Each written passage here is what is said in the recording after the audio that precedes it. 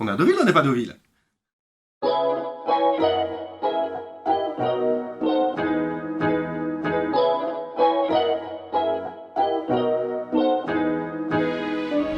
Je m'appelle Alexandre Gandouin et je nage pour la société Myrta Pouls depuis 15 ans. Je m'appelle Hugues Dantin, je suis directeur délégué aux relations institutionnelles pour la partie eau de Suez France. Bonjour, je suis Cédric Leloup, je représente la société d'Anred. Bonjour, Françoise Darpin, donc je m'occupe du secteur public local chez KPMG. Je m'appelle Florence Masse, je travaille à la Banque des Territoires. La Banque des Territoires, c'est une marque du groupe Caisse des Dépôts. Bien, je me présente, je m'appelle Nicolas Vorobiev, je travaille pour l'agence de communication Safari RH. Je suis Stéphane Cochepin, j'ai en charge les clients publics chez Engie, entreprises et collectivités. Bonjour, je suis la Banque Française Mutualiste. La BFM. Je m'appelle Jean Tanserel et je représente le CNAS. Je suis vice-président de la Mutuelle nationale territoriale, donc des territoriaux, en plein dans les collectivités, et puis aussi président de l'Observatoire social territorial de la Mutuelle. Bonjour, Mathieu Monod, je suis responsable des partenariats EDF Collectivités. Véronique Toulec, Orange, direction de la communication institutionnelle et territoriale. Bonjour à tous, Amaury Boulanger, je suis en charge des relations avec les associations d'élus à la direction des collectivités locales groupe d'Orange. Alors moi je m'appelle Olivier Galliana, je suis délégué au développement urbain du groupe La Poste. Donc, je m'appelle Séverine Carré, je suis directrice de l'offre chez Cégide Public. Bonjour, je suis Vincent Lelon, je suis le directeur général de Sofaxis. Bonjour, je suis Pauline Dessertine et je suis responsable communication chez Ubi Transport. Stéphane Jobard, Salvia Développement. Caroline Perrier, je représente le GAP. Je m'appelle Damien Nona, donc je suis associé d'agence Chaban. Je suis Luc Péissan, responsable des relations publiques chez Cyril Group. Bonjour, Paul-Antoine Dominique, responsable du pôle développement et des partenariats pour Ecofinance. Eric Tripodier, expert conseil au sein du cabinet depuis 5 ans. Alors Julien Prévoto, je suis responsable éditorial et des activités médias. Garouda est un cabinet d'audit, de conseil et d'assistance à maîtrise d'ouvrage pour les collectivités. Si j'étais DGS, la première chose que je ferais, ce serait travailler sur la parité et mettre plus de femmes au comité de direction. On doit allier la vie pro, la vie perso. Je pense que c'est enrichissant et que ça apporte également un équilibre au sein des collectivités, au sein des associations, au sein des écoles. On va dans tous les contextes. L'un des projets sur lequel je travaillerai avec attention, ce serait l'économie circulaire. Vous l'avez évoqué il y a quelques mois, c'est un projet qui me tient à cœur. Comment réutiliser, rien ne se perd, tout se transforme. Et je pense que c'est vraiment un vrai relais de croissance pour les collectivités, pour les territoriales, et que chacun a un enjeu, a un rôle important à apporter, des actions à mener. Si j'étais DGS, déjà je ferais confiance aux anciens grands opérateurs nationaux. Blague à part, si j'étais DGS, j'engagerais mon territoire tout de suite sur le chemin de la transition énergétique. Et pour ça, il faut savoir manier à la fois le microscope et la longue vue. Le microscope pour répondre à l'immédiat et toucher au quotidien. Il y a des outils qui permettent d'engager un territoire sur la transition énergétique pour le quotidien, pour l'immédiat et pour changer rapidement la vie des habitants de son territoire. Et puis la longue vue. La longue vue, c'est ce qui nous permet de regarder vers l'avenir, c'est ce qui nous permet d'imaginer un territoire à l'échéance 2030, 2040, 2050. Oui, si j'étais DGS, je chuchoterais à l'oreille de mon président ou de ma présidente pour engager cette transition écologique et énergétique de mon territoire. Si j'étais DGS, je serais à la fois perplexe, je serais excité et je serais passionné. Je serais perplexe parce que l'exercice demandé, il est extrêmement compliqué. C'est qu'on demande de plus en plus avec de moins en moins. Et puis c'est qu'on demande à accompagner le projet d'un élu qui arrive et nous on doit suivre. Donc c'est un exercice qui rend extrêmement perplexe. Je serais excité parce qu'on vit dans un monde comme jamais personne ne l'a vécu dans l'humanité, j'en suis convaincu. Et que travailler dans cette transformation, c'est absolument incroyable et ça c'est extrêmement excitant. Et puis je serais passionné parce qu'au fond, on peut parler de technologie, on peut parler de ce qu'on veut. Le vrai sujet de la transformation, c'est les hommes. Et ça, c'est passionnant. Quelle serait ma première action? Ce serait forcément de faire appel à KPMG, surtout en période post-électorale, après les élections, puisqu'il y aura plein de sujets à mettre en place. En plus parce qu'ils sont pas loin, en fait, ils sont tout près de chez vous, et donc ils sont tout près de chez moi en tant que DGS, parce que KPMG est implanté dans à peu près 14 villes maintenant, un peu partout en France. Voilà, donc je peux vous remettre la carte de France et les coordonnées de tous mes contacts en région. Et puis pour nous faire plaisir aussi, bien sûr, c'est important de travailler avec KPMG, puisqu'on est partenaire de la DGCF. Voilà, venez me voir, je suis très sympa, vous le savez, et donc je suis prête à vous envoyer voir tous mes consultants en région, les plus à même de répondre à votre besoin. Alors, si j'étais DGS, j'attendrais pas les élections municipales pour agir et demander à mon interlocuteur NJ, ceux qui figurent au dos de la publication dont je viens de vous parler, pour savoir si je peux réaliser des investissements solaires en autoconsommation, sans avoir à investir et sur lequel je peux communiquer largement. Parce que je trouve que ça fait sens, et ça fait plutôt pro, je trouve, de pouvoir présenter à ces élus une étude argumentée pour pouvoir, à l'approche des élections ou au lendemain des élections, réaliser de la production énergie solaire sur son territoire. Alors franchement, pouvoir prendre ce type de coup de soleil à l'approche de l'été, franchement c'est tendance, alors foncez. Qui vous êtes pour savoir quoi vous proposer? Mais avec plaisir, je suis le DG de la métropole de Miami. D'accord. Et je suis tout à fait disposé à ce que vous connaissiez mieux. Très bien, on peut tout à fait faire cela, mais également mieux connaître vos agents, ça vous intéresserait? Bien sûr, d'ailleurs moi-même je suis un agent. Eh bien très bien. Ce que je vous propose, c'est de mettre en place un baromètre pour connaître, mesurer l'attractivité des agents du service public. Ah, oui, c'est intéressant. Vous voulez avoir un petit peu plus de détails peut-être? Oui, ça m'intéresserait en effet. Oui. Très bien.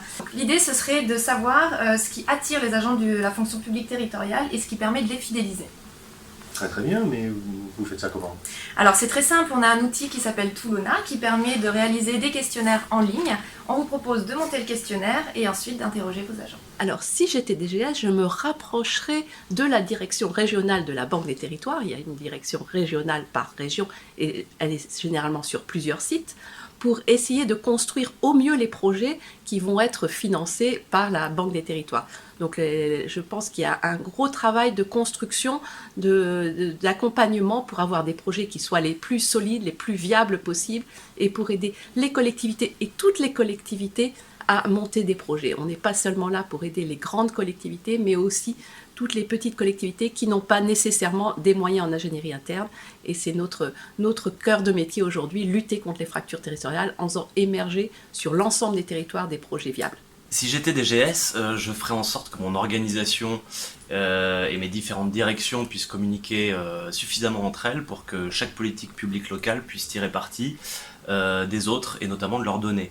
Un exemple concernant nos métiers de l'eau, en suivant les données, en analysant les données des compteurs d'eau, je peux suivre l'occupation de mes hébergements touristiques si je suis un territoire touristique. En suivant les données que je peux mettre sur mes points d'apport volontaires ou mes bennes pour les déchets, ça me donne aussi une idée, une analyse très fine de l'activité de mon territoire.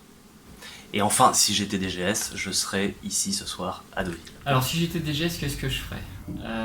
J'aurais certainement peut-être deux enjeux majeurs.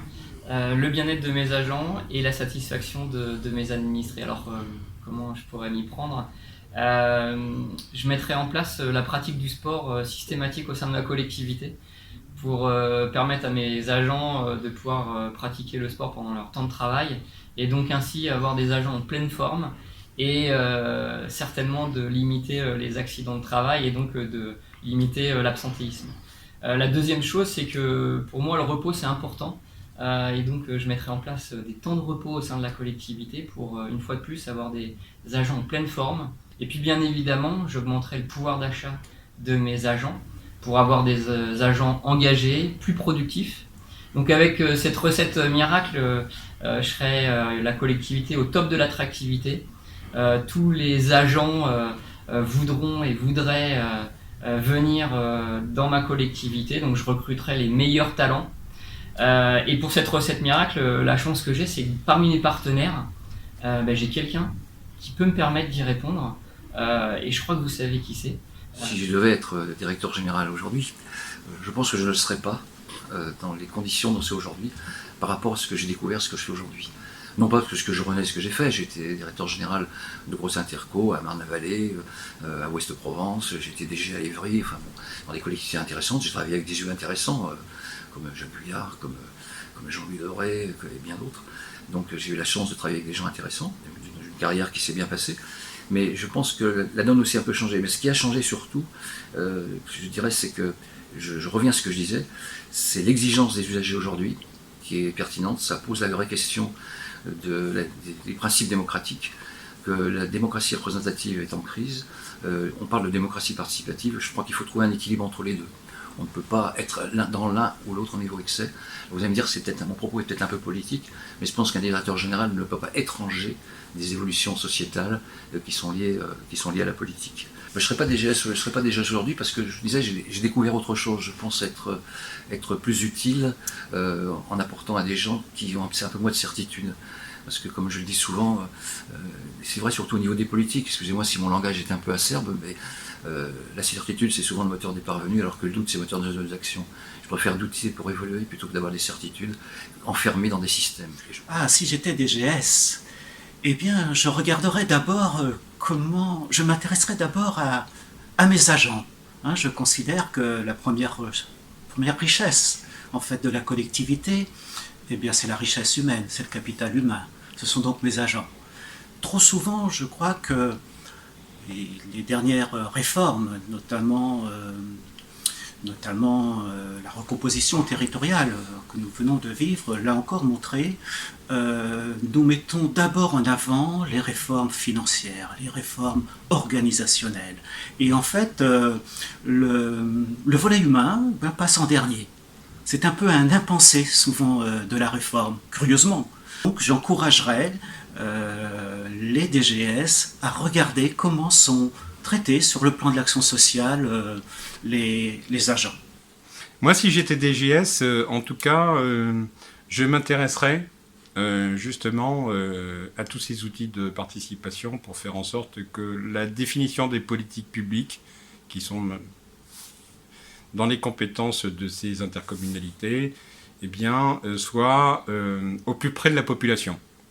Et je pense que ça serait intéressant de travailler sur ce sujet-là dans la prochaine mandature avec les élus, pour que on puisse avoir des outils puissants qui permettent eh bien, d'avoir une relation à l'habitant qui soit apaisée, avec un degré de compréhension mutuelle qui soit suffisamment élevé, pour que chacun s'y retrouve et que la collectivité territoriale, le PCI, puisse s'asseoir sur une stratégie de développement territorial qui soit en tout cas partagée. Voilà, je pense que ça serait un des enjeux que je pourrais proposer à mon président si j'étais DGS. Si j'étais DGS, je pense que un des premiers sujets que j'adresserais serait vraisemblablement ceux liés à l'urgence climatique et à la gestion énergétique.